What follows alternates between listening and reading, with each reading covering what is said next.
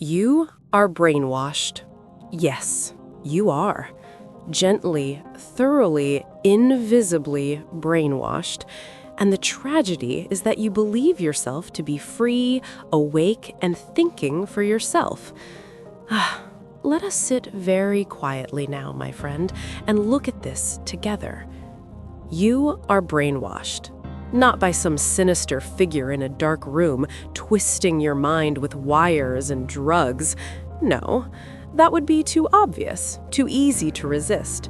The most effective brainwashing is the kind you never notice, the kind that feels like common sense, the kind that arrives softly, from birth, through every voice you trust, every screen you gaze into, every story you are told about how the world works.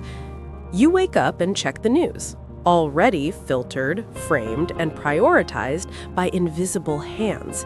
You scroll through feeds curated to confirm what you already lean toward. You repeat phrases you heard somewhere. Work hard and you'll succeed. This is just how things are. That's conspiracy thinking. Be realistic. And you believe these are your thoughts.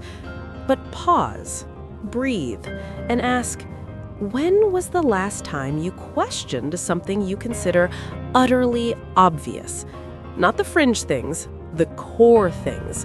That you must have a job to be worthy, that money equals security, that your country's history is mostly heroic, that the way society is arranged is natural, inevitable, the best we can do. These are not your discoveries. They were installed. From the moment you entered school, you were taught what to think, not how to think. Rewards for conformity, punishment for divergence.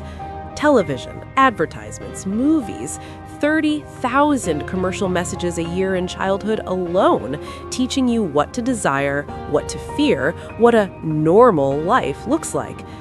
Then social media refined it, an echo chamber disguised as connection.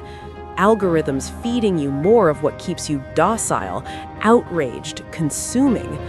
You argue passionately about politics within the narrow spectrum allowed. You feel radical for choosing one side or the other, never noticing both sides serve the same, deeper structure. You are told you are free because you can choose your phone color, your streaming service, your political party. But the big questions, who controls the money supply, why we accept endless war, why we trade life for wage, why we poison the air we breathe, are quietly removed from polite conversation. And if someone raises them, you feel discomfort. You label them extreme. You scroll past. That discomfort is the brainwashing protecting itself. The genius of it is that you defend your cage. You call awakening cynicism. You call seeing the conditioning paranoia. You cling to the familiar story because the alternative, admitting you have been shaped, limited, misled, feels like falling. But falling is the beginning of flight. Real thinking is not having strong opinions. It is the willingness to hold every belief lightly, to question even the questioner, to notice when a thought feels like yours, but arrived fully formed from outside. Most never reach that willingness. They live inside the program, mistaking the code for reality. You are brainwashed, yes. We all are, to some degree.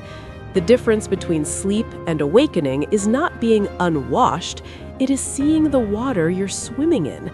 And once you see it, truly see it, you cannot unsee. The thoughts that once felt solid begin to dissolve. The certainties wobble. The outrage quiets. A strange freedom appears, not in knowing new answers, but in no longer needing the old ones.